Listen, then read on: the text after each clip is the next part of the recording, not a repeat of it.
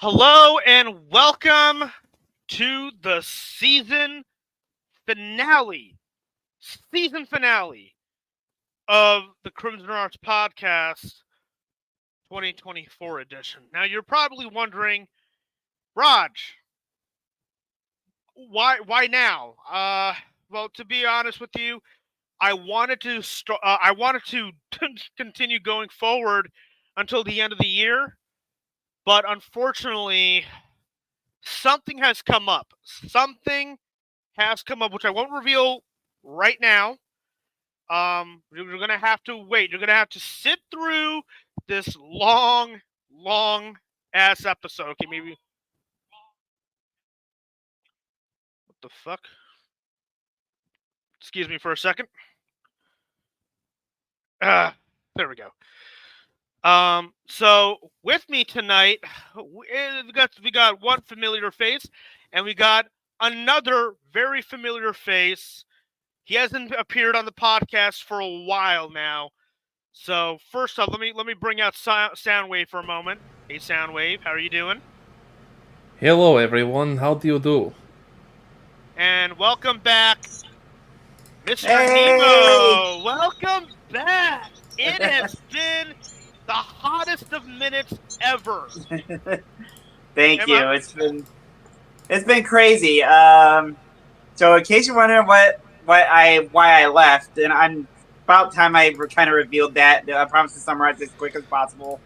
I had to leave because a KaiCon was coming up. I had to prep for that, and then Malice kept going meeting after meeting after meeting. And Malice is a haunted attraction that I work at. It's located in Middle Tennessee.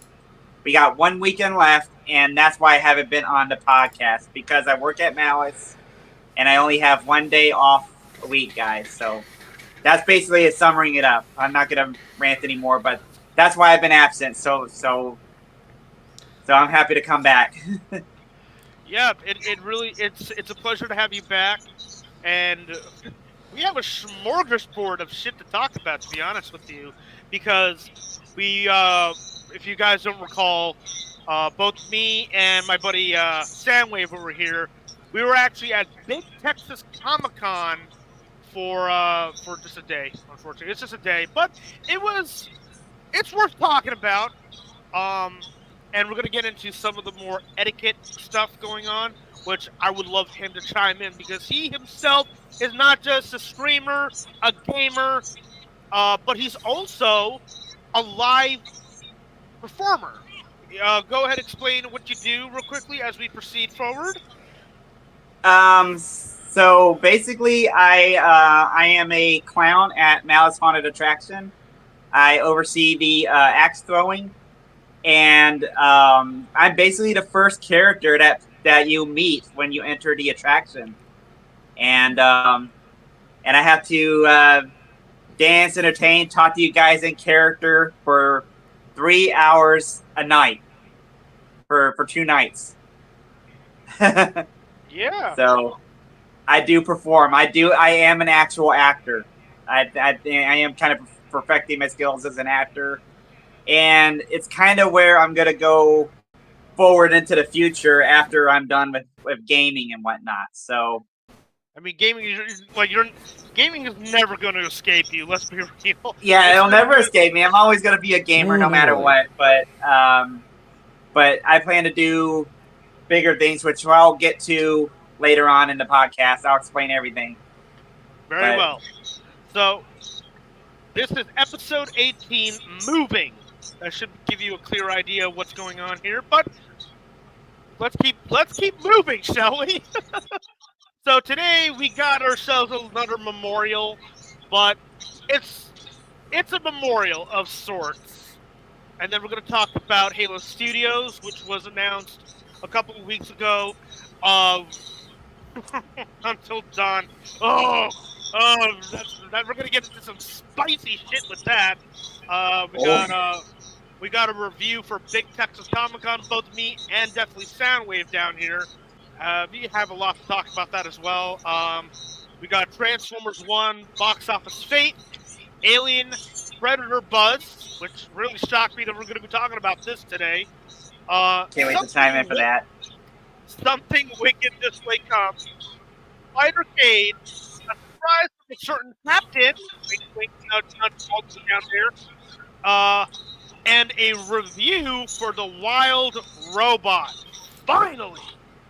And the reveal of what's happening with Crimson Arts. All right? So let's take a moment of silence for our standard memorial, okay? I'll try. Okay? All right. Here we go. In the arms of the angel. Hold on. Let me do the kazoo.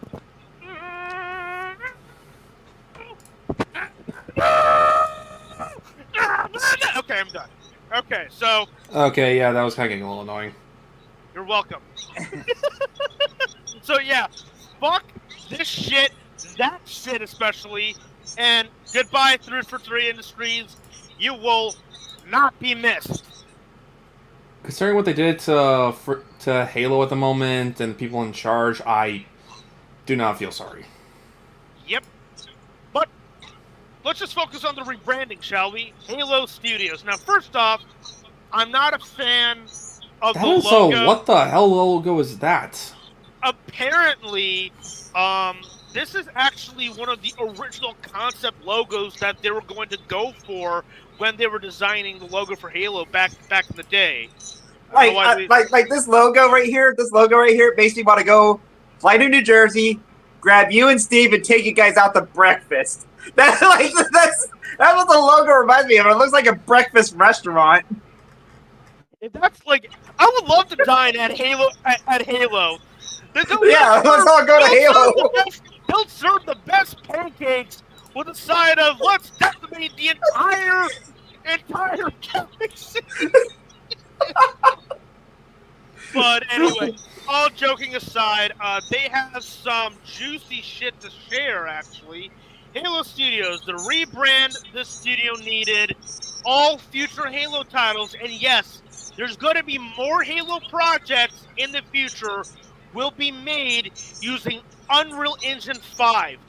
No confirmation, though, whether the next game will be a straight-up reboot, a la might appear on PlayStation consoles, but we have a lot of shit to say about Sony PlayStation in a bit, but you know what I mean. Or if they'll follow up Halo Infinite storyline. Let's just wait and see what they do. Because what I'm about to share with you, you probably have seen this already all over the internet if you're a giant Halo fan like me, Steve, and Anthony here. This, shockingly, looks fucking beautiful. Yeah. Like, this is Unreal Engine 5. There's the Magnum, an oldie but a goldie from the bygone era of Halo, which I'm really annoyed that Halo Infinite did not bring back. Like, come on, it's the Magnum. It's the that's just like I even made a joke about it like a long time ago, saying, "Hey, first-person shooters, you get a pistol. You always start out with one." Yeah. We got the Infinite Elites essentially. That's basically the same design as the Elites from Halo Infinite. Which, okay. All right. Look at that. Look at my boy Chief. And this is from the Halo Combat Evolved remake, right? Supposedly so, yeah. Yeah, because I'm pretty sure you're pretty knowledgeable of this, Raj. I'm sure you've seen this all. I'm sure we've all seen the concept of the original Halo game. And in that trailer, you see him holding an energy sword, and that never. Oh yeah, the E3 3000 trailer. Yeah, it never made it into actual gameplay. Yep, bingo, ding, ding, ding, ding, ding. So I wonder if you're able to actually wield the energy sword, if this is a true remake. I hope so too. I remember, I think this was like last year, or they actually had this exact armor made for Halo Infinite, and one of the poses happened to be wielding that energy sword. I'm like, oh my god, Commodore Vault Chief finally wields it. Yeah. But there have been a lot of naysayers about the Unreal Engine 5 look here. They claim that this kind of looks like an action figure. I'm like, guys, the Spartan is basically an action figure. Shut He the did fuck the up. monster mash. It's a life-size action figure. What more do you fucking want? I mean, come on, Master Chief is loosely, I do mean very, very loosely, based off of my favorite Actually, the weird character. thing is, and okay, I'm Boba going Fett. into more like personal stuff for me, but in New Jersey, there's kind of like this model train museum I really enjoyed called Northlands, and for the most part, it was definitely pretty chill. But when I went there for my birthday again this year, one area that I found that actually shocked me a little bit was this entire hallway with a bunch of like old style like Star Wars toys and models. Like even someone literally recreated like the surface of the Death Star and the little exhaust tunnel where the Millennium Falcon was trying to escape after blowing up the reactor. And on one picture, someone was essentially, I'm guessing, taking pictures of action figures or models of Star Wars characters, and it looked like something that was almost straight out of the movies or like some sort of like model war type thing. It actually looked pretty awesome. I think I saw a model of Ahsoka, some of the clone troopers, Obi-Wan, Nice. and AT-ST, and so forth. It's actually kind of cool. Very well. That does sound nice, actually. I'm not gonna lie. But we got some more shots here with more elites. So this is looking, and here's location shots. This is gorgeous, but we've all seen this image before in other Halo games, from Infinite to Comet Evolved, you know. But let's try to spruce it up. There we go. This is what I wanted Halo Infinite to have: more biomes, man. Like, Halo is more than just the atypical, you know, like landscape shots of trees and whatnot. There's more locations. We got what appears to be like a snowy backdrop to flood infested. Holy shit! This is exciting me. I am excited to see this shit. This looks disgusting. Will it actually be M-rated though? That's the other big concern I have right now. This is all just news to us. So there's another shot of that iconic location. Okay, B, calm down. Oh, right. So yeah, that's like I said, all of this is new. It's just been announced. There's going to be a bunch of Halo titles in the process. This is, I hope. I'm not making. I'm going to be cautiously optimistic about this, because Halo has been through the ringer for years now. Sir. What? That's what I thought. So yeah, I'm very excited. I'm cautiously optimistic about it. What do you all think about this? What do you think about the rebrand? Let me know. Why does that look like the Smash Brothers logo? What, this? No, go back. The one with like the sun in the background. That one. It does look like that. Yeah. Oh my god. Wow, considering that that's my best fighting game, that's funny. It's also kind of funny that you mentioned that, because wasn't there like a rumor that Master Chief was gonna be a playable character for Super? Yeah, but that rumor got floated onto Fortnite. Fucking Fortnite. Which sucks, because there's one Smash Brothers character I always wanted and was fighting for, and I never got him, and that was Tails. I wanted Tails from Sonic in Smash Brothers. Anyway, so enough talking about Halo. Let's just say, let Halo Studios. God, that's such a dumb fucking. If anything, honestly, they should have fucking called it Oni. Oni Studios. Yeah. I would love for Oni Studios to sell up. Yeah, I mean, like, I mean, Gears of War has the Coalition, which is named after the Coalition of Government, which is a faction in the Gears of War universe. Why not do the same thing for Halo? Call it Oni. But no, let's just call it Halo Studios. Oh, wait, I can't wait for the next Halo game made by Halo Studios. That'd be like Disney coming out of a movie that's simply called Disney. No. I'll do one better. That'd be funny as hell if they made a movie. If Marvel Studios made a movie called The Marvels. Oh, okay, fair point.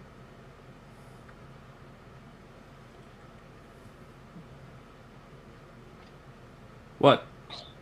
The Marvels. I still cannot believe that their biggest blunder happens to be named after their own studio, essentially. I think the only decent Marvel film that came out that year was Guardians of the Galaxy Volume 3. Yep, that's it. That's the only movie that came out that last year. No other movies have come out. Hold on. No other Marvel movies came out in the year 2023. I like that. Across the Spider-Verse. You're Before good. you say Sony, it is using Marvel characters. I said you're good. Okay, moving on. All right, let's get into some shit, shall we? And I mean literal shit. So, the Until Dawn movie fucking wrapped. Which really annoys me for a moment. Here's why, okay? Look, I'm sure Until Dawn is a great game. But number one... It's a fantastic game. It was a fantastic game. But... This is true. Ask him about this. This is true. There was supposed to be a sequel, Until Dawn 2. It got turned into this movie. And the original game got a remake.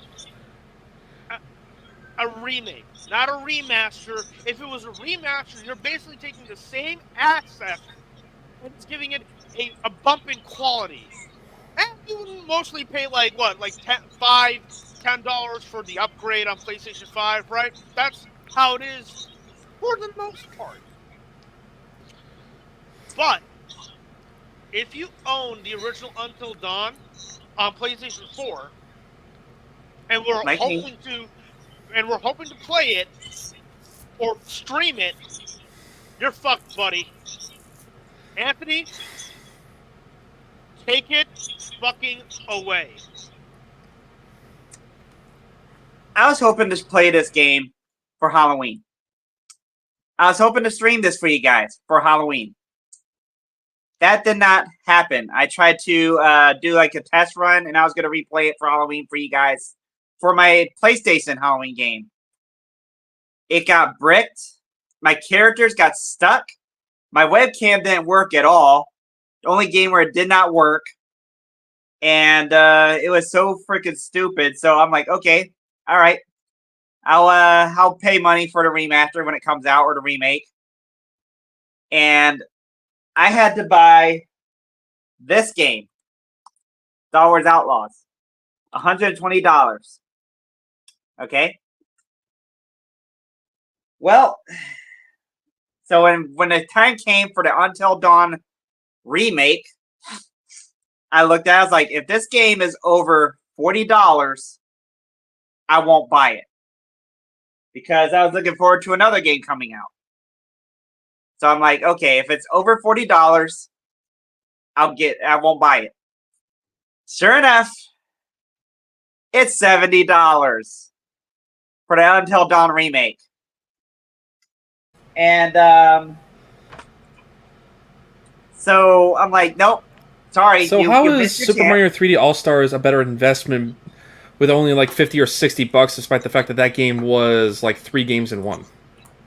So instead, guess what I bought money, spent my hard-earned cash on? This. And let me show you guys. I hate that hedgehog. Let me show you guys. I hate that hedgehog with a bird. Sorry. So let me show you guys. Let me show the audience. So inside, I get a reversible cover. You can kind of see it behind the. No, it's better just to do it this way. See, there's the evidence right there of the reversible cover. So you get a reversible cover. I got a promo for the movie. Okay. The Sonic Adventure skin, that's optional. And a replica of Gerald Robotnik's diary. Property of the Eggman Could be. Empire. Is it Papa in the saggy flesh? Alright, so let me pack all this up and then I'll show you guys, or I'll tell you guys how much. Mm-hmm. Also, Let me pack all this up. Explain the situation with Outlaws. Like, you were also planning to stream that as well. What the fuck happened there? I had to haunt it. And I paid $120 for this game, and look what I just get. I just get the code to get the to get this outfit here, the Han Solo outfit, and the season pass. No reversible cover. This is all I get. So $120, right? Until Dawn, $70. Take a wild guess, you two, how much this game costs. I already know the answer, Steve. Go ahead. It's your chance to chime in here.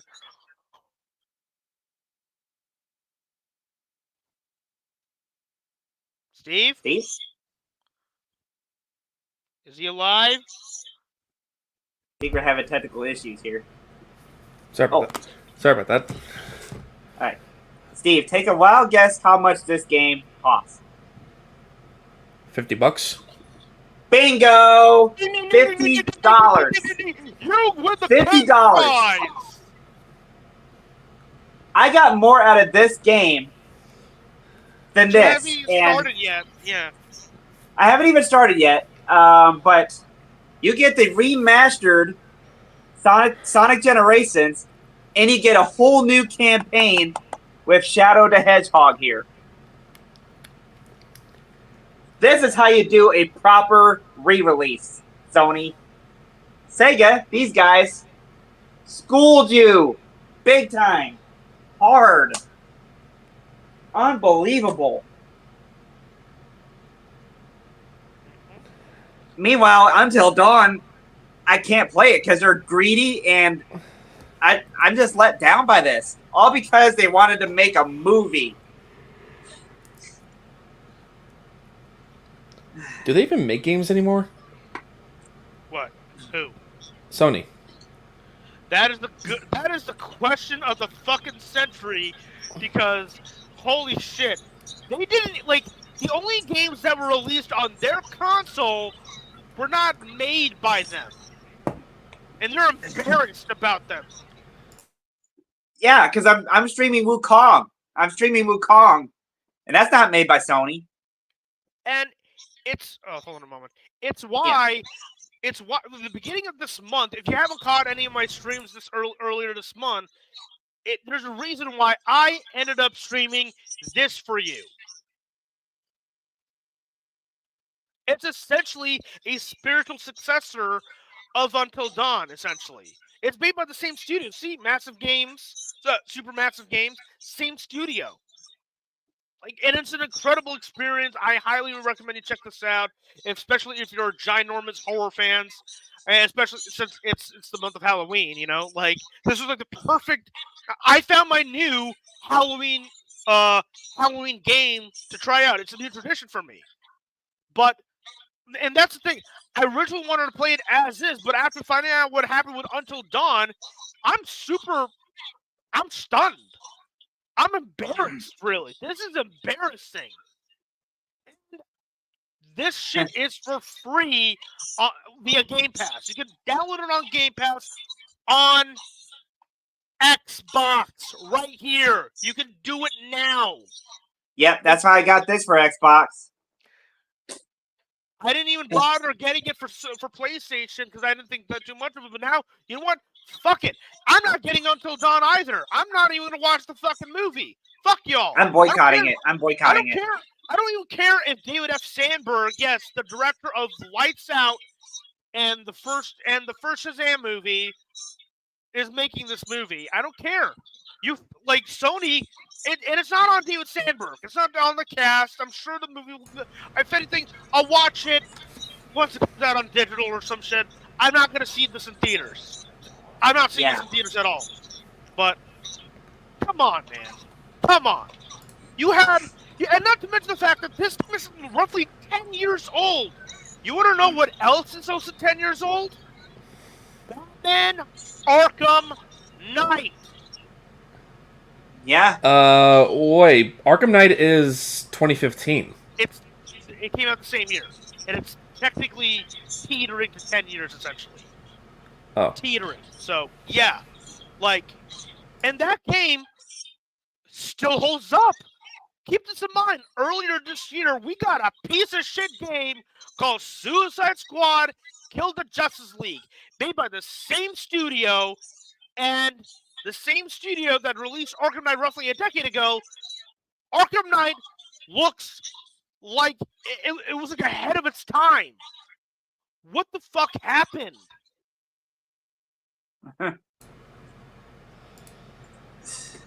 Anyway.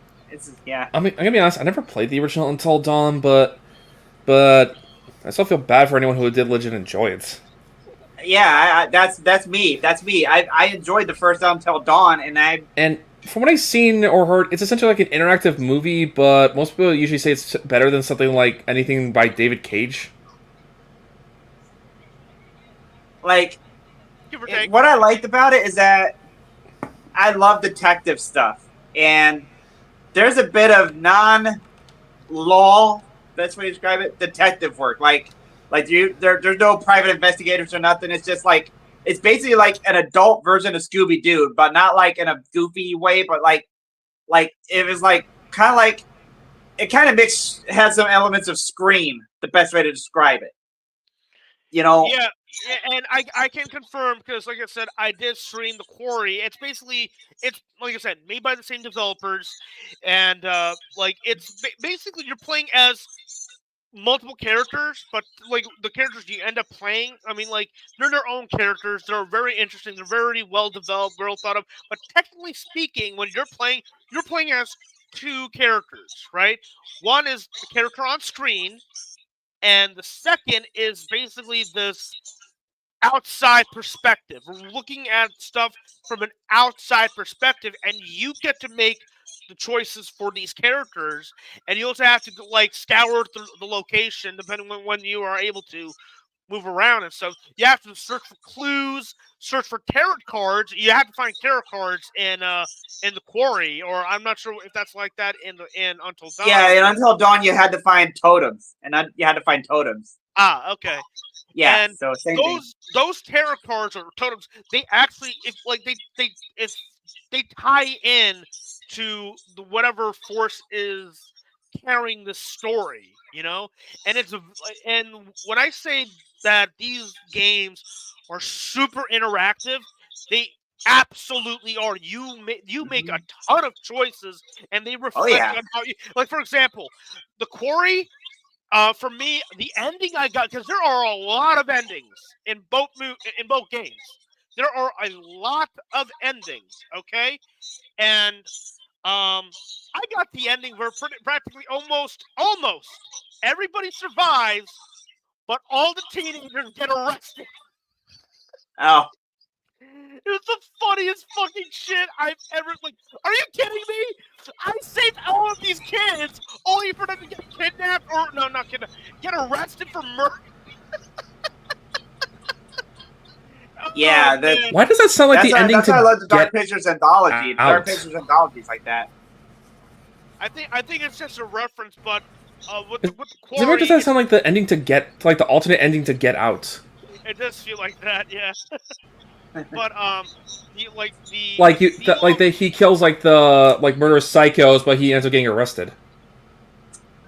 Yeah, the Quarry has this very, like, if you love movies like Cabin in the Woods, Friday the 13th, Texas Chainsaw Massacre, and even especially Evil Dead, like Ted Raimi is in this. Yeah, he plays this creepy ass cop. He's like the first famous celebrity actor that appears in the game. The first character you see, and he's creepy as fuck, man. But the more you play, the more you'll learn more about him and his. You know what? I'm gonna stop there. But bottom line, fuck Until Dawn. Fuck the remake. Fuck the movie.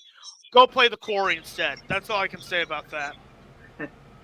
So, speaking of Texas, hey Steve, weren't we were there down there just a couple of weeks ago, right? Hello?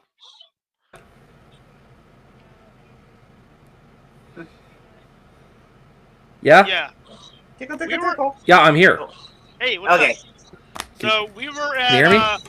yeah, we can hear you. We can hear you. We're good. We're good. We can hear you just fine. You will Sorry, I'm just dealing with like some technical difficulties, but I'll be okay. Yeah, we're good. We're good. Well, you know what was not good? I can't believe I'm saying this. Look at the title. Look at the title. That's Mid not a Texas typo. Comic Con. It really was mid. It was beyond mid. First I'll off, be honest. I'll be honest. I enjoyed it a little bit, but it wasn't really like much for me. Like even. And look, I have my issues maybe places like New York in terms of like traffic, parking, and so forth, but when it comes to comic conventions, they are gods. Like New York Comic Con, I still consider one of my favorite conventions ever. this was such a letdown in multiple proportions, really. First off, the celebrities. Like no disrespect to the hey, Lucio, welcome. Hey, Lucio! Welcome to the finale. I'm happy to see you. Gracias por dos dinos. Yeah, thanks for the dinos, man. This is all right now. It's a party. So, like, okay. So me and Steve. Go ahead. Oh, I've already casted my What? burp. All right. I don't know. By the way, I'll give my 2 cents on Mid Texas Comic Con. Okay. Oh, great. Now it's rolling off my tongue. Mid Texas Comic Con. Because it really was mid. But yeah, basically, when I went over there, honestly, I didn't think it was bad, but I didn't really think it really offered that much.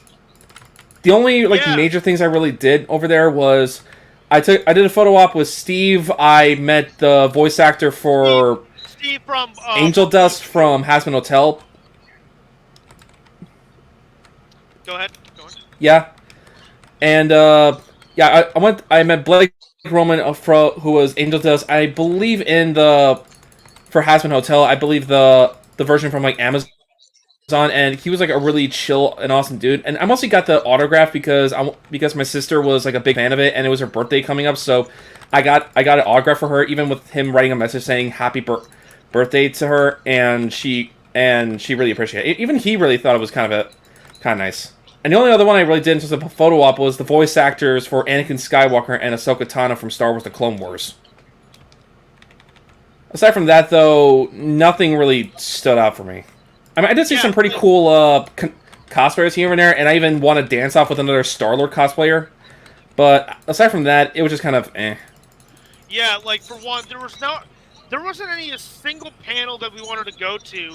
Most times when we go to any of these conventions, right, a large chunk of our time would be going to various panels, see what different artists have to offer. But for some reason, for a convention titled Big Texas Comic-Con, there's nothing big about it. It just felt like very college level. Hence, like it didn't feel like, something like say New York Comic Con, where there was like thousands upon thousands of attendees, panels, a lot of shit to do, a lot of food to eat. Like there's so much to do, so much to offer, but Big Texas Comic Con didn't really give me any of that. I mean, yeah, I too got to see to meet up with Steve Burns. I had a hold on, I gotta find. Is it here? Let me see if it's here. No, it's not. It's up somewhere upstairs. But it was good to see him again. It was good to have his photo op and whatnot. But at the end of the day, the cell reception was utter crap. Like we we couldn't get connected to anybody. Anybody who wanted to try to do streaming there, for example, our buddy Ethan, he attempted to do an IRL stream at the convention. Got cut off. He couldn't do it. That's how bad the reception was. It was so bad. And a good chunk of celebrities canceled last minute. Like my buddy Ethan, he wanted to get a photograph and autograph from John Bernthal, aka the MCU Punisher. He's such a good actor. But instead, he ended up going with Ron Perlman. Now, no disrespect to Ron Perlman. I fucking love Hellboy, man. But apparently, apparently, according to Ethan, he didn't want to be there, which is a shame because this is your opportunity to be with your fans, man. Like, why are you being such a crotchety old grump here? Like, come on. But Mid Texas Comic Con was just. I mean, like, the trip itself was fun. Having the opportunity to hang out with Ethan and his wife Casey it's always going to be a treat to go down there and just hang out. We originally were going to go to Six Flags Fiesta, but apparently that theme park opens at 5 p.m. 5 p.m. Wow. We're like, nah, we're good. Y'all should have came to Malice. Okay, all right, calm down. honestly, we probably should have, man. But the problem was Ethan. He was undergoing post-surgery, so I mean, obviously, me and Steve could have easily gone down to Tennessee to visit Malice for you, but Ethan was recovering, so it is what it is. Maybe next year, who knows? But yeah. So now we'll get into some robots in disguise, huh? So the movie is now on digital, but please do go see this in theaters. It is the best Transformers movie ever, without a shadow of a doubt. I've seen this twice. I don't know how many times I believe he picked it up on digital himself because he's a bigger Transformers fan than I am. It had a $75 million budget. It grossed 120. You know what? Hold on. I want to see how much it's earning right now. Just a second. All right. Yeah, when I saw this news, I was just fucking pissed off, and it's a shame because not only was the word of mouth really good, one alone was essentially leading the charge to try to help it out as much as they could by the name of TF Hype Guy, and give that guy as much credit, even if it didn't work out. The fact he was able to push even further. Twitter. Oh my god, he saved this fucking movie. It's now sitting at 124 million. Fuck yeah!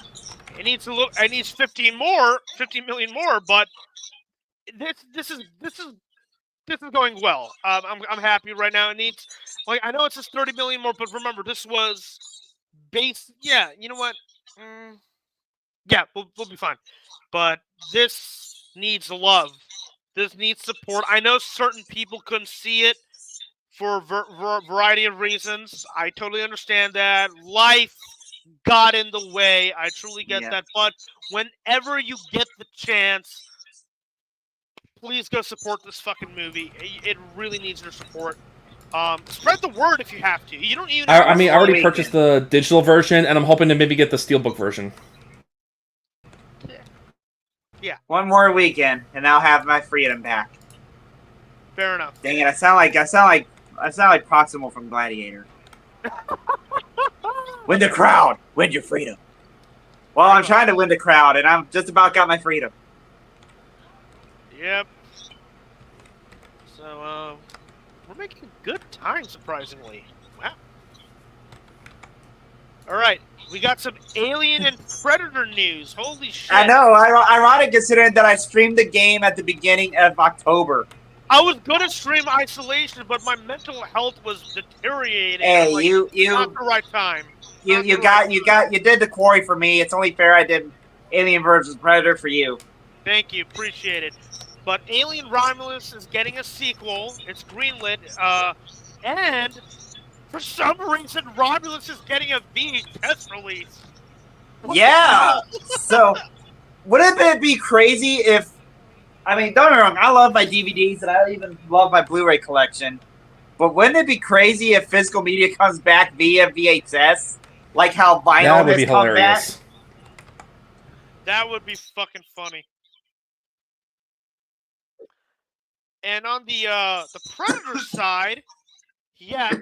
First off, it's no secret that 20th Century Studios, fuck it, I'm just gonna call it what it is, Fox, has been working on a third AVP movie. It's crystal clear that's what's happening because apparently, like this was back in when did Alien Romulus came out? It came out in August, right? Or was Yeah. it July? Yeah. So, Fede Alvarez, director of Alien Romulus, wants to make an AVP movie alongside Dan Trachtenberger, who worked on the movie Prey from 2022. And I have good fucking news for all you Predator lovers out there. Next November, November 7th, 2025, Predator Badlands. It's wrapped filming and it's set for release in theaters. In theaters, which is the big mistake that they did with Prey, having to release it on Hulu and not in theaters. It's getting a theatrical release. I couldn't be happier. I couldn't be happier, man. God damn, finally. And not just that. Next, like, this year was definitely the year of the Xenomorph. Right? This took me 2 years to own. See that? Hold on, let me put you on the solo layout.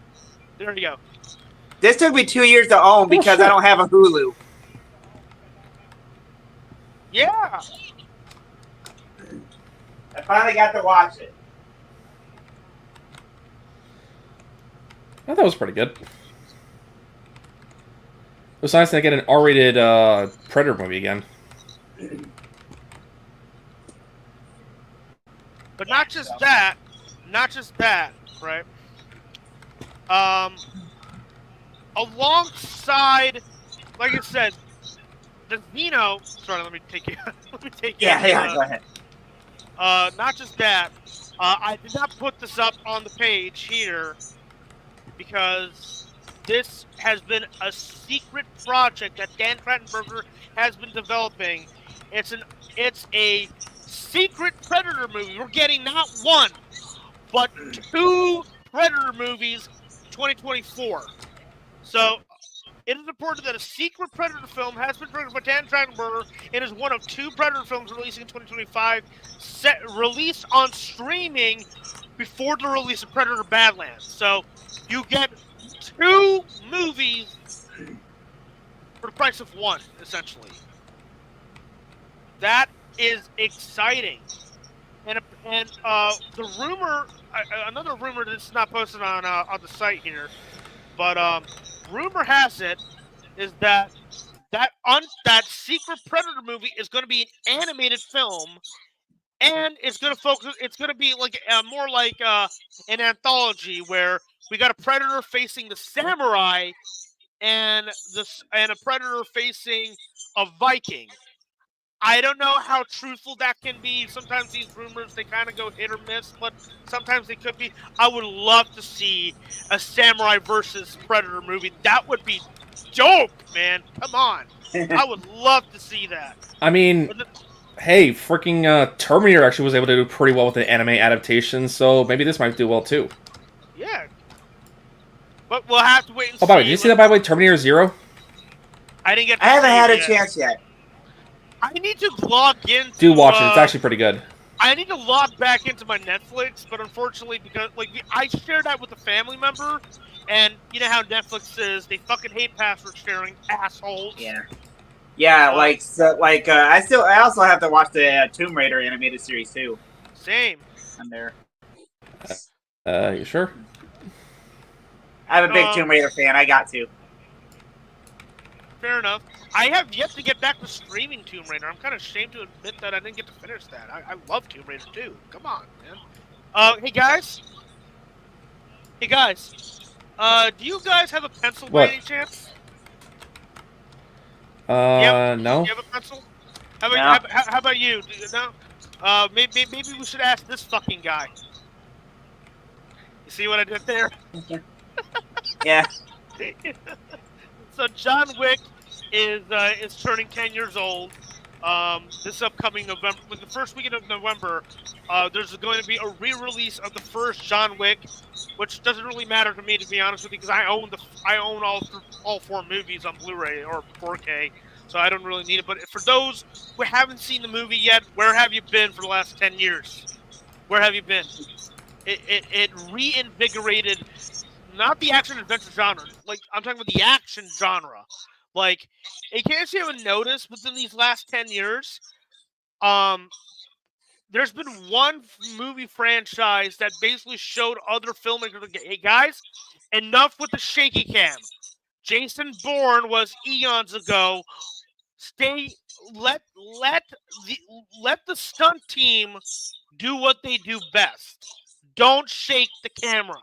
I don't care if it's a stunt crew. Don't shake the camera. Keep it wide enough so all of us can appreciate the stunt team doing their incredible work here. Like there's a reason why movies like the original Indiana Jones, The Matrix, the hallway fight scenes from the Netflix Daredevil series, like it's all shot in a way where you can see everything going forward, right? And long before that, before John Wick, we had the Taken film series. And now Taken, the first Taken was okay. It's fine, right? But Taken 2 and especially Taken 3 almost gave me, like, it gave me a fucking migraine because of the amount of shaky cam and quick cuts. Like, imagine, hold on, I'm going to put this on the solo layout. Just give me 1 second, okay? I need to prove my point here. Solo layout. Okay, now, I want you to answer me this question. How do you feel when I do this?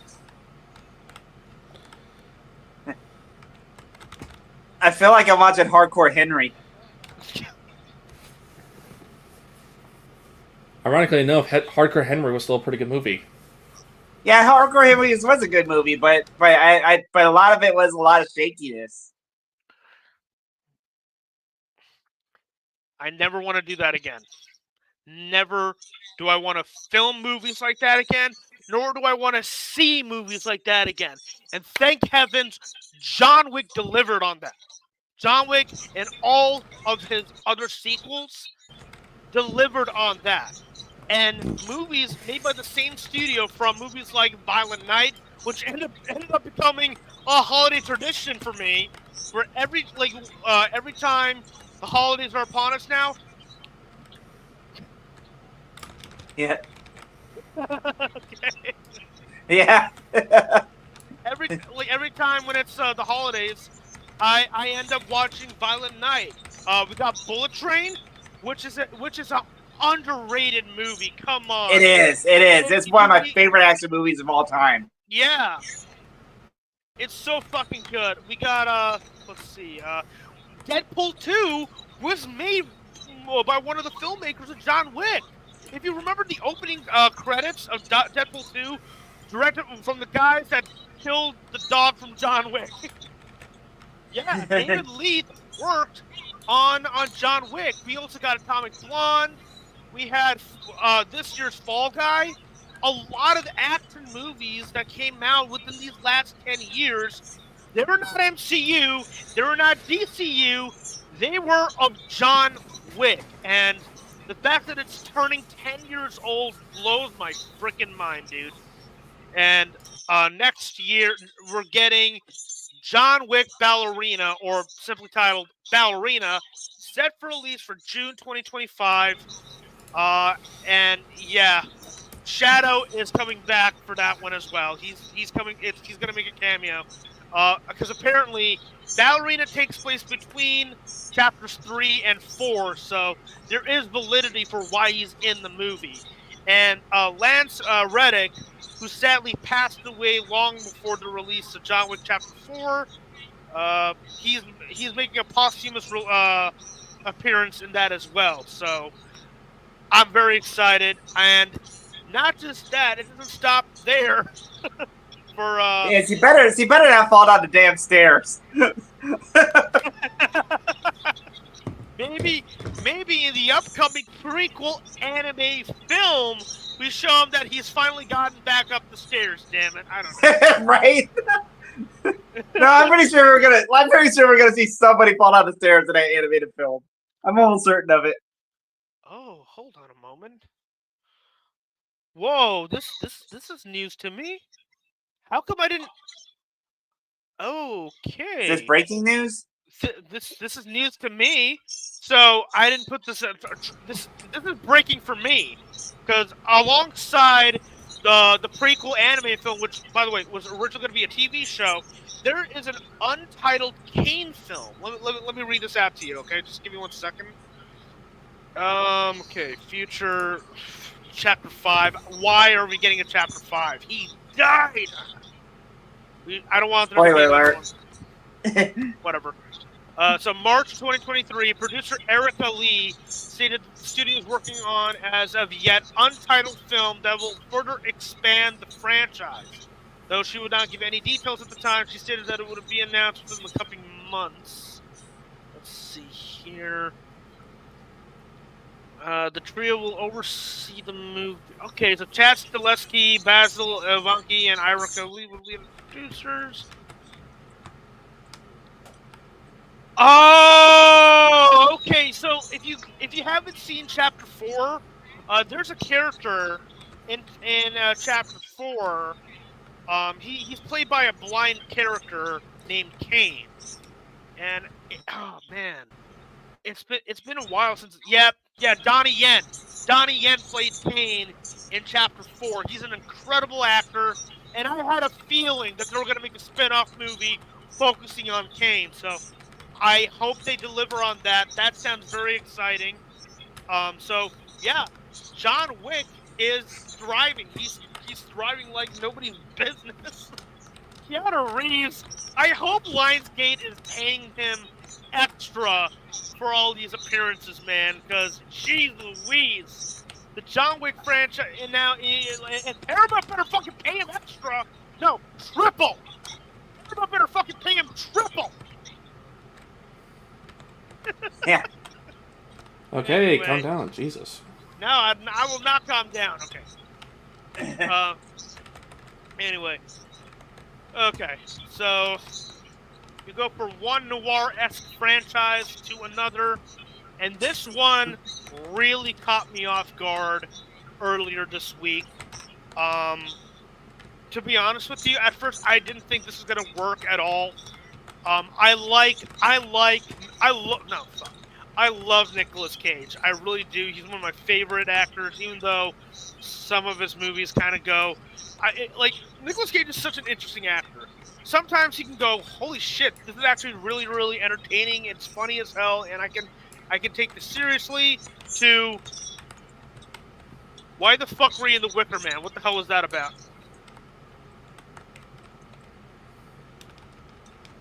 He gets run over by Optimus Prime several times in The Wicker Man. What the hell is going on with this movie? I've never seen Wicker Man, so I wouldn't know. Oh my god, it is a special kind of bad. Basically, Nicolas Cage happens to stumble upon an island filled with men-hating witches, essentially. I'm not making that up. It's the most bizarre. But if you've seen this clip, hold on. I'm not sure if I'm not. Especially the not the beast thing. Hold on a second. I gotta find the clip. Just give me a second. This is. Yeah, I think one of the most famous scenes from the movie was the "Oh, not the bees." Ah. Not the bees. Not the bees. Not the bees.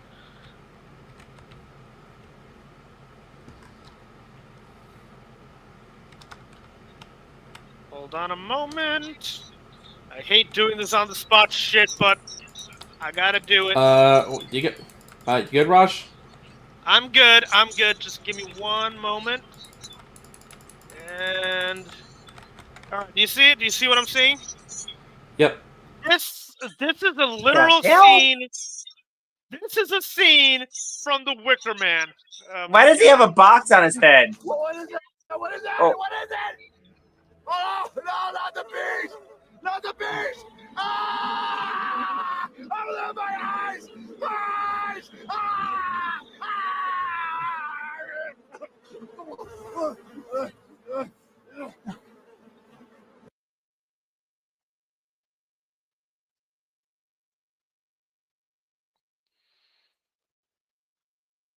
I question reality as we speak too. Don't worry about it. That scene, for some reason, is not in the actual fucking movie. That's a deleted scene.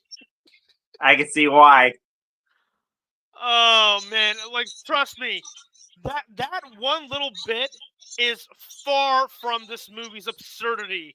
Like, okay, If the bees entered his pants, I could see it, but no, that was his face. I'm like, put the bees in his pants.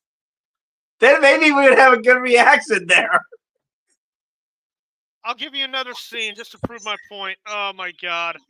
Oh no, don't start. Oh god, torture.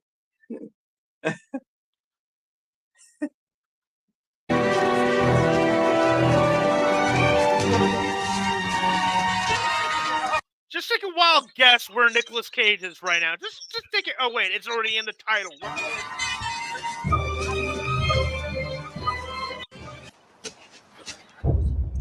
Hold on a moment. Yeah, there it is. There it is. What is it? What's wrong, sister?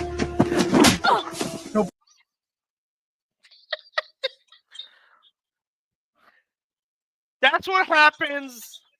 This is what happens when you decide to throw logic out the window when you make a movie. This is what happens. This is what the fuck happens. What is it? What's wrong, sister?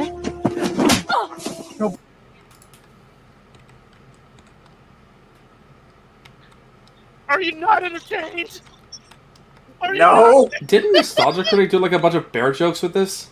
He did do that, but like the reason why I'm bringing up Nicolas Cage is because I have a funny feeling he's been hitting the gym as of late.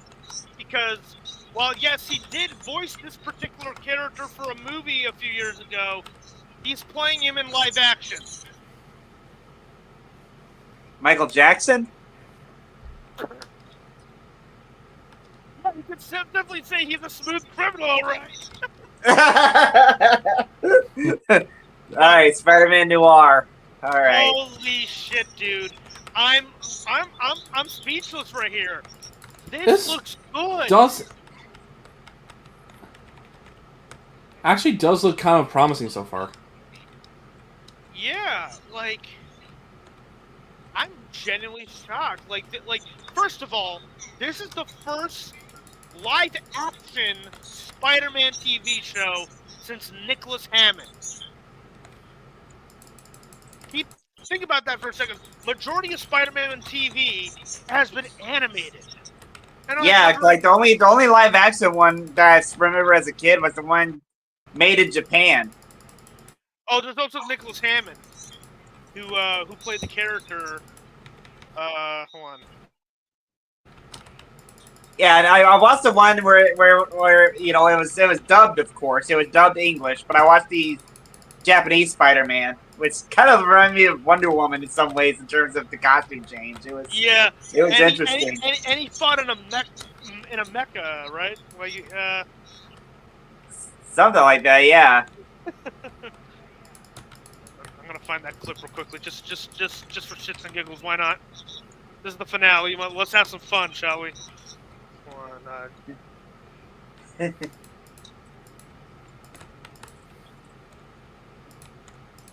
Just a moment.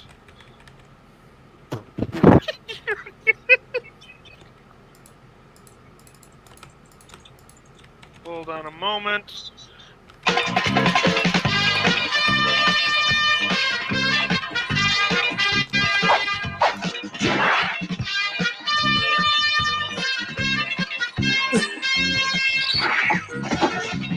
Yeah, that's the one I watched.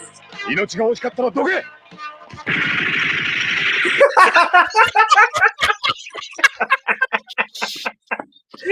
That'd be the one. That'd be the one.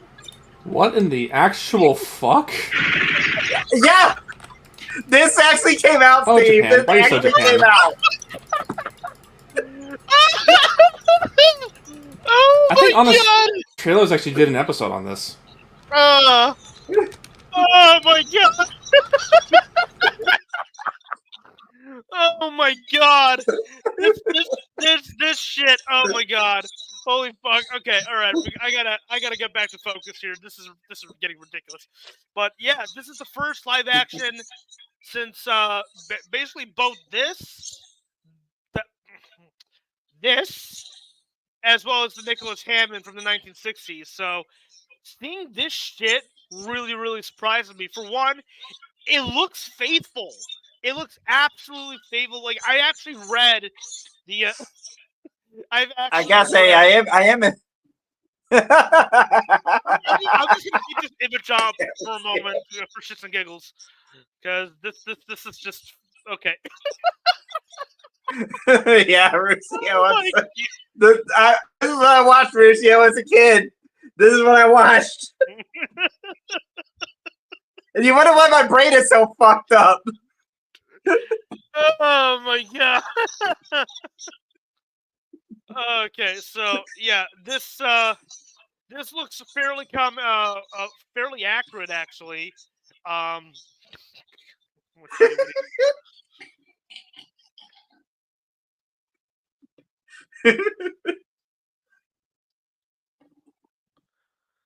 Okay, yeah. This looks it's looking good. Like obviously they're modeling it after his look from Into the Spider-Verse, but this is what I kind of want to see happen. Like I hope they tone down the comedy for the show, because like I said, I've actually read the first couple of issues of Spider-Man Noir, and they don't fuck around with that shit. That is some dark. The only thing that concerns me is the green screen in the top half. I'm hoping that they got the camera angles right. I agree. So like I said, this is all speculation. I'm just hoping there's at least a decent amount of practical effects in this, not like overly CGI. I agree too. I really do. But I can say for one thing, most times when a character is revealed through set photos, like hold on, like Superman. Yeah, hold on. Yeah. Let me prove my point here. Superman set photos.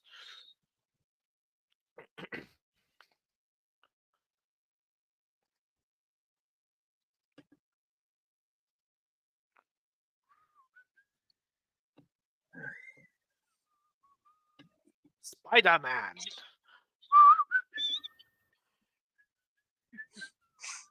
Like, I was honestly kind of hoping that the Noir costume would look like that in the Spider-Man games, but it's not really, you know. Yeah, if you want a fair, yeah, okay. See, there we go. See, like this. I mean, okay, this is actually one of the more better photos, honestly. But like, this alone does not do the suit justice. Like, David Cornslet, he went all out with getting into the Superman physique, and this suit does not do it justice. You know what I mean? So, like, I'm hoping that like a trailer or a poster would help out. This we're not talking about this shit. This is a joke. This is a lot better. This is what I wanted to see. You know what I mean?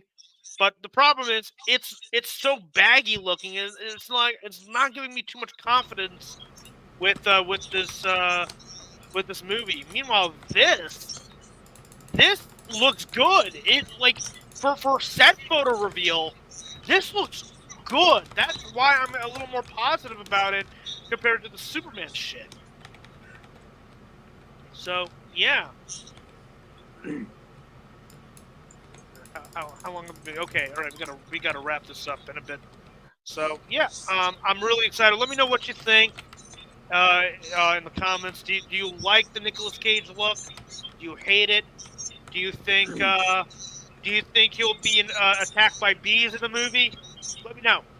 Or maybe he'll wear a fucking bear suit and punch his criminals to death. Who knows? So, or maybe he'll grab a machine gun and start shooting his enemies like nothing. Anyway, so I believe you have a little surprise for us, Anthony. All right. Here we go. Are you guys ready? My body's ready.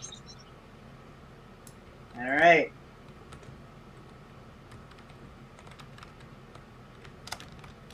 Okay.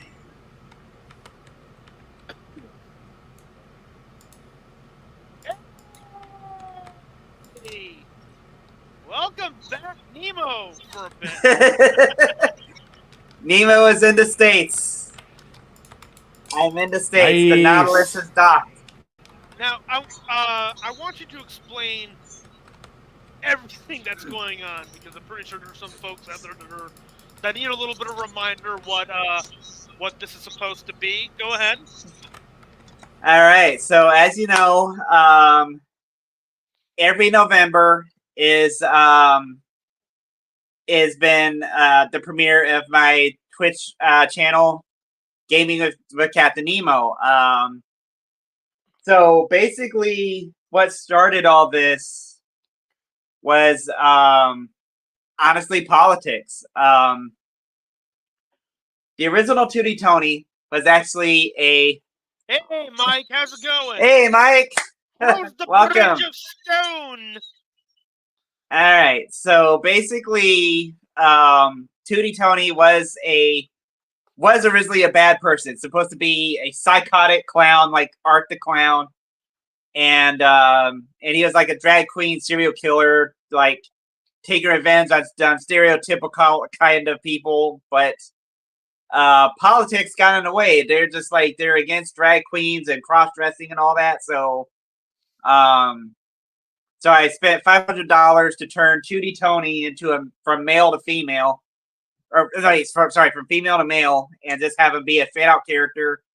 And being that it takes a long time to create, to put on the makeup. Every time I become Tootie Tony, it takes an hour to put all that makeup on my face to be that character. It takes me an hour, and I was like, there's got to be a better way, because I'd have to buy a whole new headset and get ready an hour prior till if I was to stream Tootie Tony around like every other haunt actor or performer, because I've met characters like Chuckles and all that just puts on a mask and just bare minimum makeup. I don't put on a mask. I do legit real deal makeup.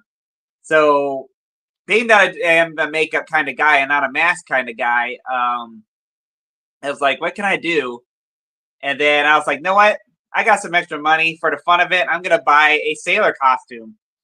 And I'm going to looked around for wigs, and originally the original wig was going to be blue fading into green, or aqua or teal. But people kind of looked at it as like, hey, where's that other Assassin's Creed wig at? I'm like, the white and the blue? I have it. So I put that on, and people were like, that's Nemo right there. That has that sense of wisdom, that intellectualism, that mentor feel.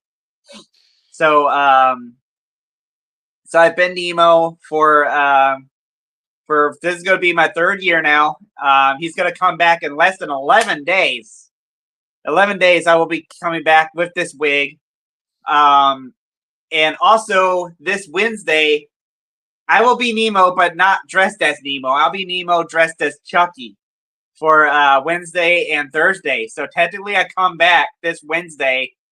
And being that I took the wig off in basically a IRL stream podcast type thing, I figured I'd go ahead and Raj was there, Ruscio was there. Thank you guys again for when you joined me for that. I took off the wig, and I feel like this would be a good opportunity to put the wig back on to let people know, hey, I'm going to be coming back. I'm excited. I'm going to be playing this game when I come back as Nemo with the whole sailor outfit and everything. So this is to say, hey, I'm back. My positive, fun vibes are almost here.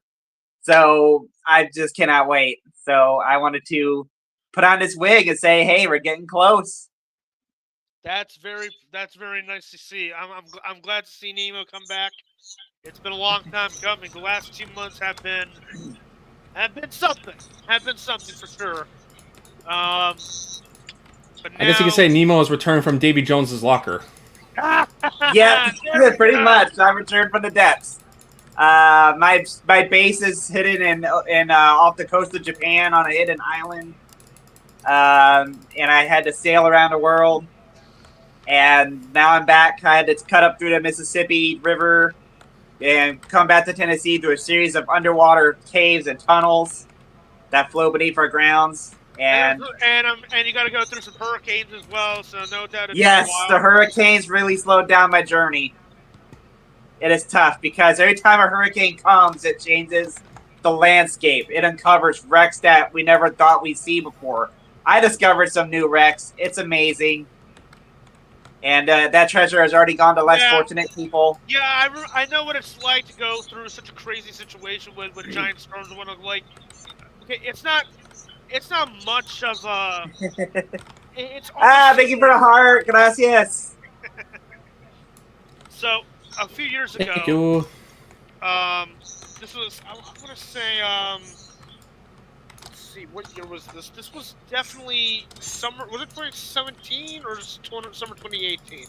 But basically, one of my trips to India, and excuse me, and this was a real vacation in India. We went to this place up north, right? And it was monsoon season at the time, and for whatever reason, it was just constant. Like it was, I mean, monsoon's monsoon, right? But this particular day was a storm. It wasn't your atypical monsoon. It was a storm, and the car we were in, we got flooded. That car was gone, like gone, because of the Wow. water. So we like as soon as water entered our car, we had to hightail the fuck out of that car. Like and thankfully the very next day it was a lot better. But we understand what it's like having to deal with high pressure water. It's just crazy. Like whenever you're in a pickle, especially regarding like heavy rain or hurricanes and shit, do not even check your fucking forecast before you head out the door. Okay? Yeah. Check your check your forecast. Okay? Do not trust the rain, especially when it comes to heavy ass rain or storms or hurricanes. Stay sheltered. Stay sheltered. I can't emphasize that enough. But So I am back.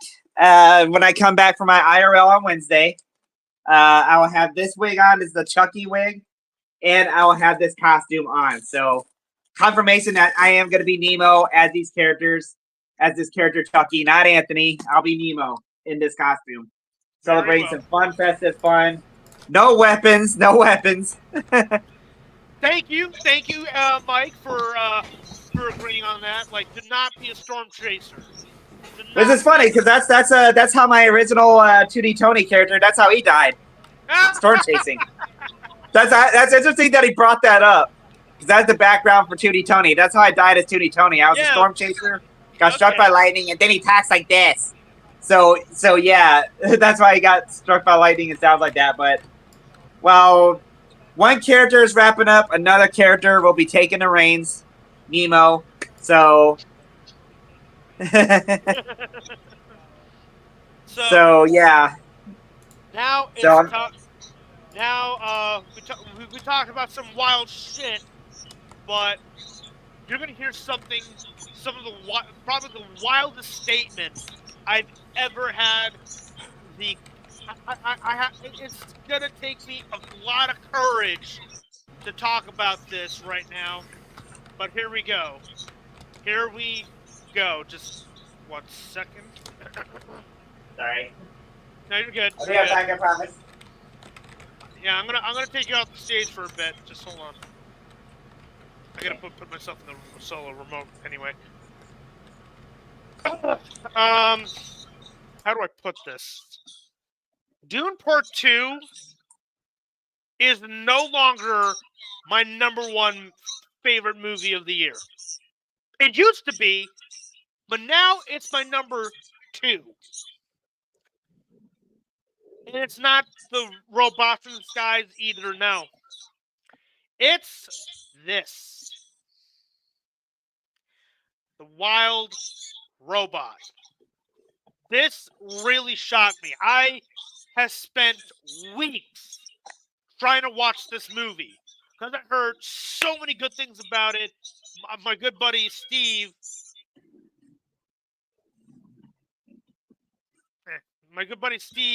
recommended it, and I'm like, okay, I will.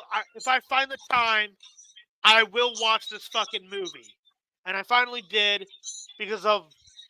Well, I'll get into that in a moment, but here is my short and quick review, probably the quickest review, shortest review I've ever written on Letterboxd. It's on my Letterboxd. Go check it out.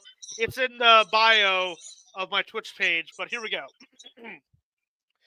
Go see this movie. That's it. That's the review. It is the most majestic, beautifully animated, well-programmed, well-written films to come out this year. The story is simply about a robot who is conditioned to complete any task and ends up serving the wild. There's no other way to put it. And the way it's executed had me in tears. Had me in tears, man. It is just a flawless experience for me, and it just so happened to best Lisa Al Gaib and the Robots in Disguise. Unbelievable. 5 out of 5. I'm genuinely shocked here. I'm genuinely shocked. I knew I was gonna like it. I knew I was gonna like this fucking movie, but I did not anticipate that it would dethrone Dune Part 2. So, as the list states right here, I have it right here on another page right here.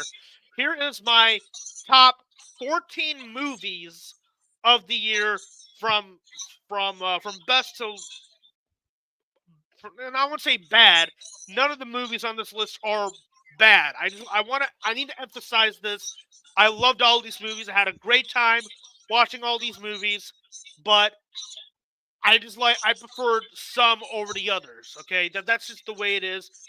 The only bad movie I saw this year, and I'm gonna be watching Venom: The Last Dance tomorrow, so no doubt Venom: The Last Dance is gonna join my worst list, which is probably gonna be 2 movies. I saw a lot of good movies this year. I tend to stay the hell away from bad shit, like I did with Madam Web, like I did with like what we're gonna do with Kraven the Hunter, Mufasa the Lion King. I'm not watching any of that shit, but I will watch Venom: The Last Dance. I might check it out tomorrow. So let's just wait and see how that works out. But here's my list. Number 1, The Wild Robot, which once again, fucking wild. I cannot believe that. 2 is Dune Part 2. 3 is Transformers 1. Yeah, I'm going there. Number 4, Deadpool and Wolverine. 5, Alien Romulus. 6, Beetlejuice. 7, Godzilla X Kong, The New Empire. 8, Bad Boys Ride or Die. 9, Beverly Hills Cop Axel F. 10, The Fall Guy. 11, Kingdom of the Planet of the Apes. 12, Furiosa. 13, Ghostbusters Frozen Empire. And 14, Ministry of Ungentlemanly Warfare. So far, that's just the list. And keep this in mind, like I said, these are movies that I personally enjoyed watching in theaters. Does not mean I'm claiming all of them are bad. They're really good movies. They're a lot of fun to watch. I personally just prefer some over the other, right? But now the big question, the mother of all questions. How will Sonic 3 fare? That is a giant question that will be answered once it releases in December. No doubt this guy, hold on a second, let me remove myself from the solo layout. No doubt this guy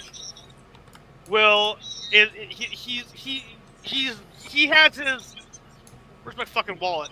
It's upstairs, damn it. I'm gonna use this as a makeshift wallet. It's a hold on. Okay, I'm gonna be honest. When it came to Sonic Adventure, I know you're talking about Generations, but I think I just realized I don't know if I've actually ever played a game with like Shadow the Hedgehog outside of maybe Sonic Heroes. I did at least get like halfway done through the original Sonic Adventure, but I don't think I ever finished it because I couldn't understand how to do the cat levels. That's fine. Well, Shadow never appeared in Sonic Adventure. I mean, when you're Big the Cat, you gotta fish for a frog. That's how you beat those levels. You gotta fish for a frog. I did try to play a little bit of the. I did try to play a little bit of Sonic Adventure 2 on like PC, but I don't know if maybe the controls were a little bit weird, at least for me or something. I might need to go back to it. So I did do like the famous level with you essentially getting chased by a truck.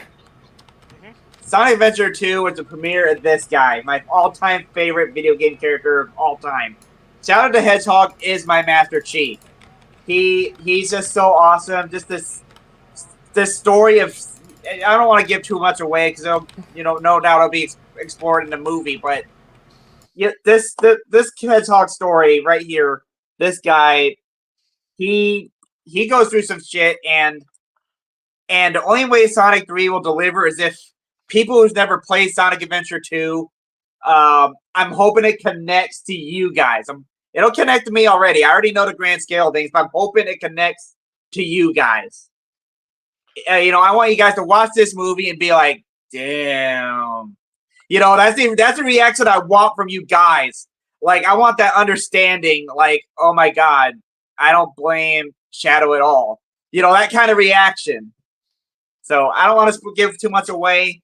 But when I play this game as Nemo, I'm going to begin with the Sonic story because I never played Sonic Generations. A lot of people are going to jump into Shadow, but I'm going to play Sonic Generations because I heard it was one of the best Sonic games ever made. So I want to begin with that and see what all the hype is with this game. And then after that, that's when I'll jump into the Shadow campaign. Very well. And so my job is to get you guys hyped up for Sonic 3. Come on, there's even a promotion in this game for the third movie. So yeah. Yep. And by the way, speaking, I'm gonna help add on to the hype for this movie. I hope you don't mind, because I recently just uncovered never before seen. This is a deleted portion of the trailer, which I'm very, very much happy to share with you guys. Are you ready for this? Okay. All right. Okay. Here we go. Sorry.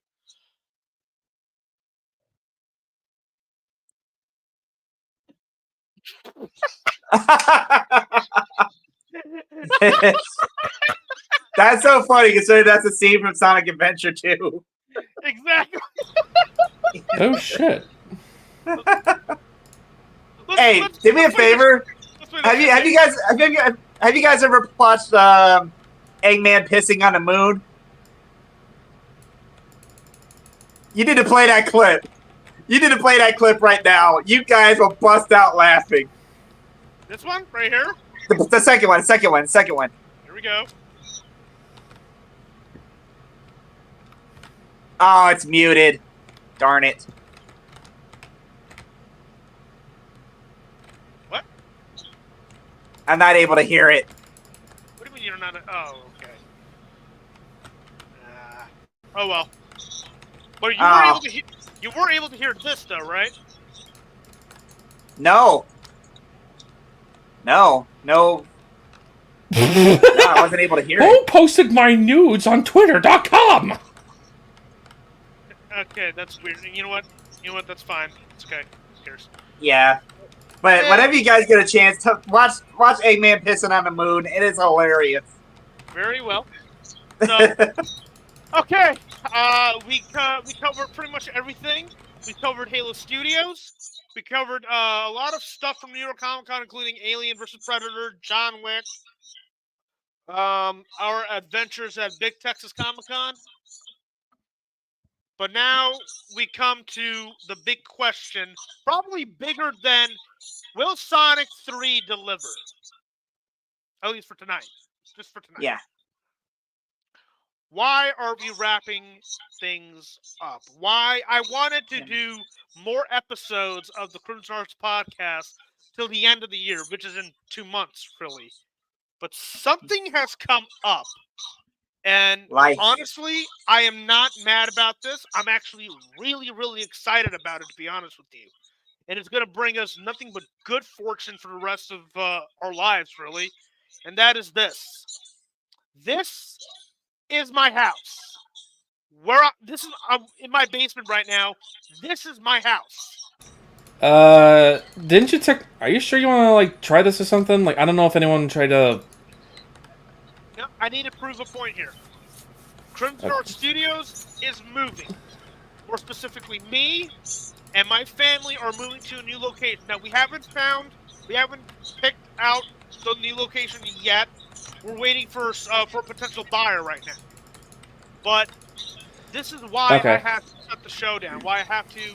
It's not going anywhere. Crimson Hearts podcast will return. Just not now. I gotta prep everything. I need to pack a lot of shit away. So there's gonna be a giant shift of change in regards to how I operate right now. Obviously, gaming is still gonna be a thing. I'm gonna stream every evening, every late evening, like I've always done. But during the day, there will be times where I'm not gonna be able to stream during the day. I might just do. I'll stick with doing IRL streams. But if I don't have time to do any IRL streams, it's probably because I'm busy packing shit away. I hope you understand. Yeah, like I can relate because yesterday at Malice. Go ahead. Oh, go ahead. By the way, the reason I said, are you sure you want to do that? I wasn't talking about like you moving. Like, I understand you were talking about it for. Well, I don't know if it was a good idea to kind of show your house or something, because I know you're moving, but I think last thing you want is like accidentally like doxing or something. I didn't reveal my address. If I revealed the address, that would be okay. Just want to make sure. But in terms of my house, like I can still show that. Hold on a moment. I took a picture of it. Crying out loud. Let's see. All right, I'm just taking precautions, okay? No, appreciate it. I really do. Thank you. Thank you for actually taking precautions. I really. Because last thing you want is someone just being a bit of a troll, or in one case, and okay, I don't know if it's as widespread as it was right now, but Swatters. I got it. Yeah, I got swatted. Yeah. Yeah. Wait, you got swatted once? Yep, sure did. So yeah, we're moving, and what I'm gonna do for you all is I think tomorrow or sometime this week I'm going to do a I'm going to this Friday. This Friday, instead of streaming my normal game time, I'm going to do a no. I'll do it on Saturday. No, fucking hell. Next Sunday. Next Sunday is an exception, but let me just bring up the schedule real quickly. So Monday to Friday, daytimes will be either IRL streams or Minecraft, or if I don't have time to stream anything, it's probably because I'm like I said, I'm packing up. But nighttime, I'll be continuing with my Dead Space streams, and once November hits, it will be Red Dead Redemption 2. I already have it prepped up on my Xbox. So yeah. Saturdays will be Black Ops 6, which I did stream a little bit of it yesterday. You're at Malice, so you couldn't be able to see that. Yeah. See, I wanted to do an IRL yesterday, but people were lined up at 6:30 waiting to come in, and let me tell you, Raj already knows about this. Rusio already knows about this. Steve, guess how many people I had last night? Take a wild guess.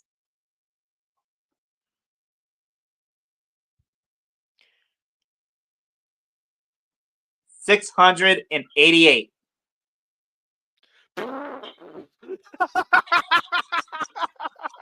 10. I wish it was 10. Yep. No, it was 688 people I had to entertain. Yeah, that's right. You heard right, Really? Mike. 688. And you encountered a podcaster, right? Yep, Scurryface. Yep. So yeah. So Saturdays will be Black Ops 6. It'll be not every Saturday. The Saturdays that I am at home, I'm not at work, So first 2 hours will be of the campaign. Third hour will be of zombies. Fourth and final will be the standard online matchmaking. It is what it is. But Sundays, with the exception of next Sunday, because, I'm at home, I will remain off limits. But next Sunday, I will be doing a house tour just to show you that I have been living for the last 16 years. I lived in this very house. I lived here for 16 years. Oh shit! Sorry. Me too, Russia. I'm very excited for Red Dead Redemption 2. I've been wanting to get back to it since basically the beginning of this year, and I'm super excited to bring it back. It's gonna come. It's gonna stay. No more bullshitting around. Time to face the Wild West. Oh, I cannot wait. And by the way, speaking of the Wild West, apparently our good buddy he endured his own little Wild West story last night, huh? yeah, people kept stealing my gun, my prop gun. I don't want to sell it to prop gun because I know social media is weird about that, but they kept stealing my prop gun out of my holster and running off with it. Go ahead, you're fine. You're good. Are you sure? No. I'm talking about Mike. He has to deal with a smoke alarm. Go right ahead, Mike. We'll still be here.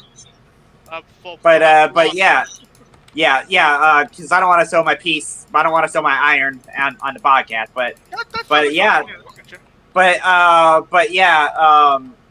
People kept taking it out of the holster, and then I had to chase them down. People had access to the axe throwing and just started throwing axes without me saying, hey, this costs money.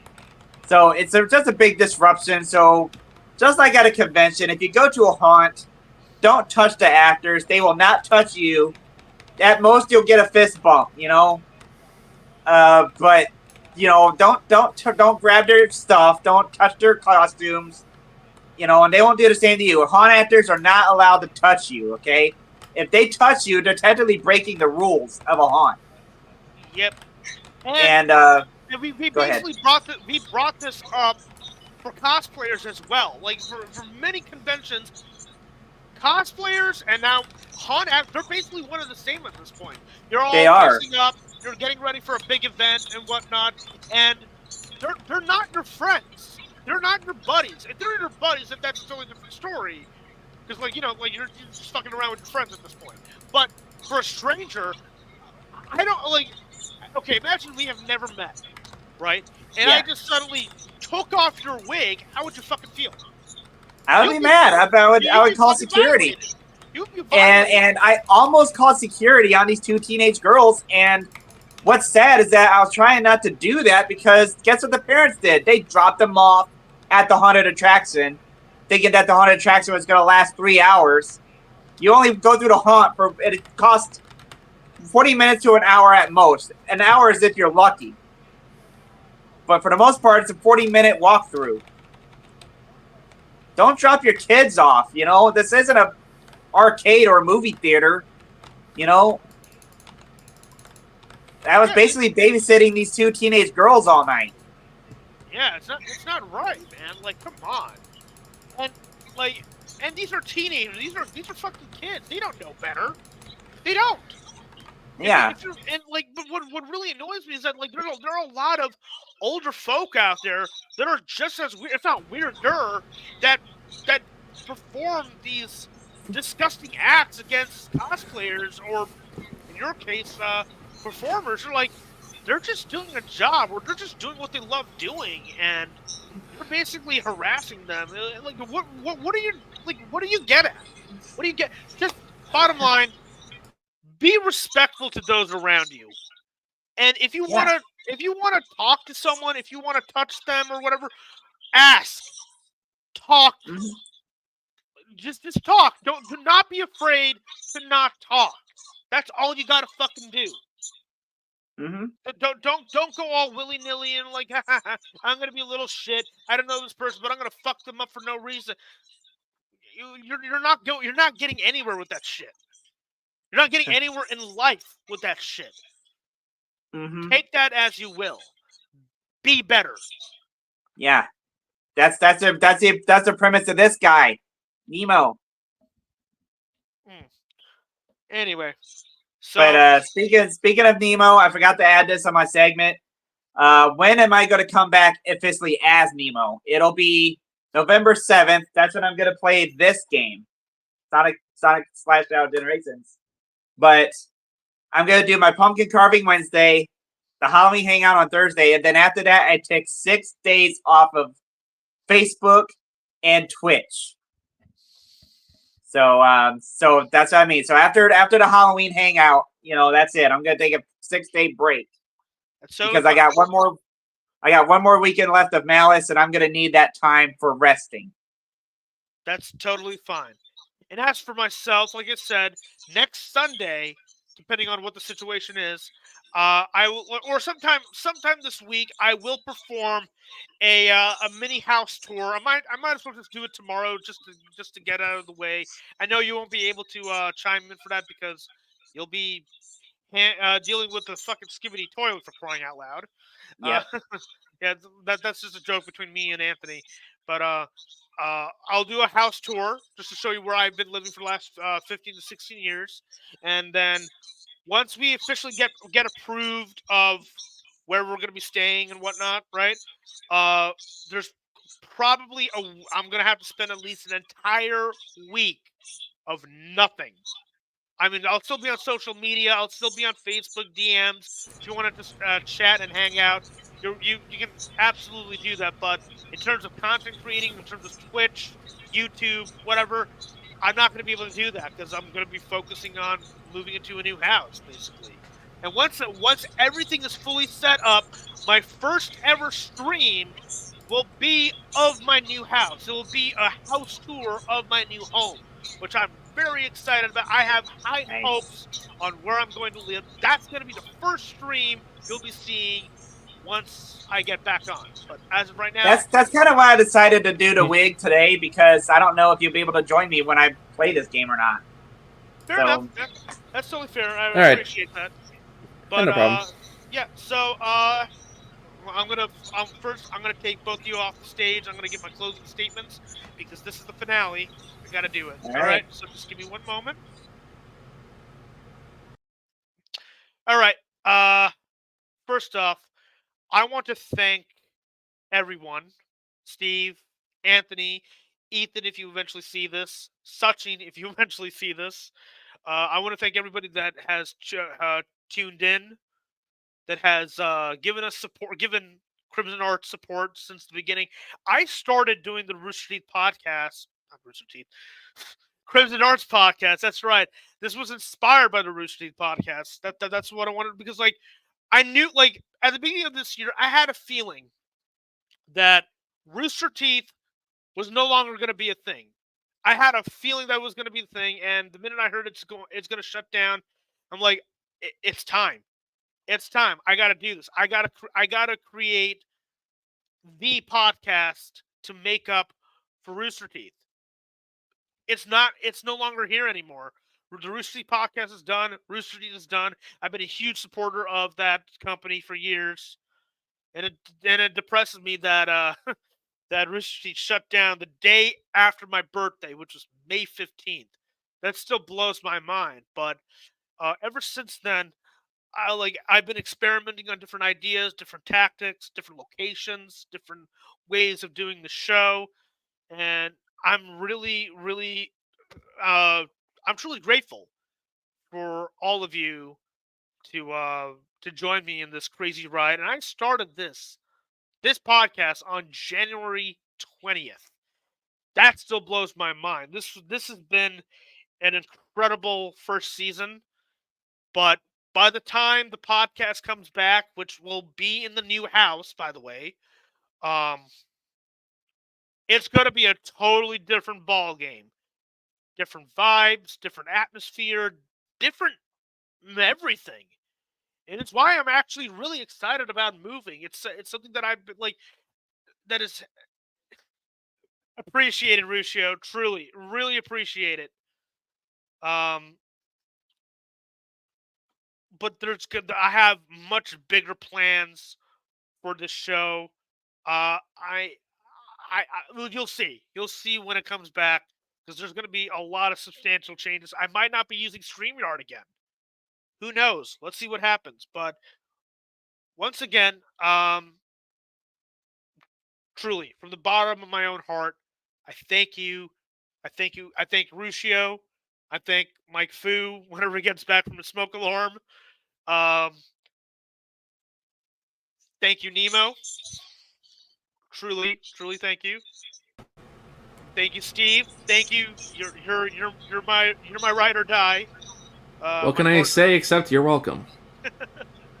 And thank you, and thank everybody else for supporting as best we can. We're currently sitting at 37 followers on Twitch, so please do give us a follow if you want to see more on both Twitch, and do go give us a follow on our YouTube channel. I have ideas for what to do for YouTube later down the line, but right now I gotta pack up. And yeah, so once again, take care. And I'll see you when I see you. Keep moving forward, guys. Keep moving forward. Arrivederci. Sayonara desu.